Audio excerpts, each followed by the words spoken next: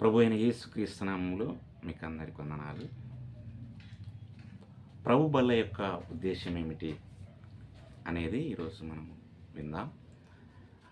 3 రకాల ఉద్దేశాలను మనం చూడొచ్చు. మొదటగా క్రీస్తు త్యాగం యొక్క జ్ఞాపకార్థము, రెండవదిగా సహవాసము మరియు ఐక్యత, మూడవదిగా క్రీస్తు పునరాగమనం కోసం ఎదురు చూడడం. మొదటగా మనము ఈ 3 విషయాలను తెలుసుకున్నాం. వీటిని తరచుగా మరి ఒకదాని తర్వాత ఒకటి చూసుకుందాం. మొదటగా క్రీస్తు త్యాగం యొక్క జ్ఞాపకార్థం. ప్రభు బల్ల యొక్క ప్రాథమిక ఉద్దేశము యేసుక్రీస్తు శిలువపై బలిదానం చేసిన మరణాన్ని జ్ఞాపకం చేసుకోవడం. ఇది గంభీరమైన ఆచారం. ఇక్కడ విశ్వాసులు క్రీస్తు శరీరము విరిగిపోయిన దాన్ని, పాప క్షమాపణ కోసం చిందించిన రక్తాన్ని ప్రతిబింబిస్తాయి.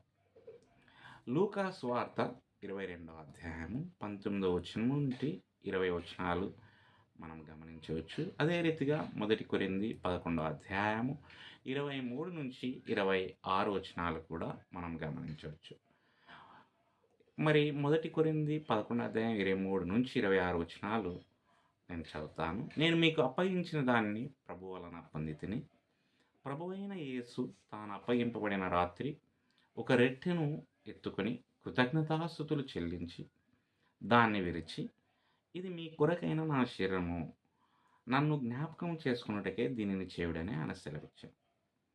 ఆ ప్రకారమే భోజనమైన పిమ్మట ఆయన పాత్రను ఎత్తుకొని, ఈ పాత్ర నా రక్తం వలనైన క్రొత్త నిబంధన, మీరు దీనిలోనిది త్రాగునప్పుడల్లా నన్ను జ్ఞాపకం చేసుకున్నట్టుకే దీనిని చేయుడని చెప్పాను.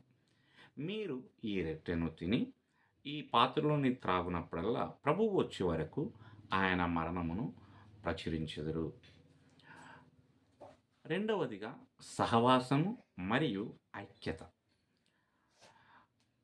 ఇది విశ్వాసుల మధ్య ఐక్యత యొక్క కనిపించే వ్యక్తీకరణగా పనిచేస్తుంది. కలిసి పాల్పంచుకోవడము ద్వారా విశ్వాసులు క్రీస్తుపై తమ భాగస్వామ్య విశ్వాసాన్ని మరియు క్రీస్తు శరీరములోని సభ్యులుగా ఒకరితో ఒకరు సహవాసాన్ని ధృవీకరిస్తారు. 1 కొరింథీ 10వ అధ్యాయము 16 నుంచి 17 వచనాలు మనం గమనిస్తే, మనము దీవించు ఆశీర్వచనపు పాత్రలోని త్రాగుట క్రీస్తు రక్తములో పాల్పుచ్చుకున్నట్టే కదా. మనము విరుచు రొట్టె తినుట క్రీస్తు శరీరంలో పాల్పుచ్చుకున్నట్టే కదా. మనమందరము ఆ ఒక్కటే రొట్టెలో పాల్పుచ్చుకొనుచున్నాము. రొట్టె ఒకటే గనుక అనేకులమైన మనము ఒక్క శరీరమై ఉన్నాము. మూడవదిగా మనం చూస్తే క్రీస్తు పునరాగమనం కోసం ఎదురుచూపు. ప్రభువు రాత్రి కూడా క్రీస్తు రాక కోసం ఎదురు చూస్తుంది. ఇది దేవుని రాజ్యం మరియు గొర్రెపిల్ల వివాహ విందులో విశ్వాసులు కలిగి ఉన్న భవిష్యత్ నిరీక్షణను గుర్తు చేస్తుంది. మత్తయి సువార్త 26వ అధ్యాయం 29వ వచనంలో, నా తండ్రి రాజ్యంలో మీతో కూడా నేను ఈ ద్రాక్షరసం క్రొత్తదిగా త్రాగు దినం వరకు ఇకను దాన్ని త్రాగనని మీతో చెప్పుచున్నాను.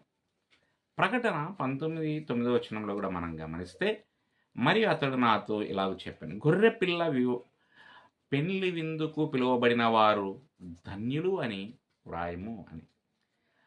మరి ఈ ప్రభువు బల్ల యొక్క ఉద్దేశములో ఈ 3 ఉద్దేశాలను మనం చూసుకున్నాం. దేవుడు ఈ మాటలను దీవించునుగాక. ఆమేన్.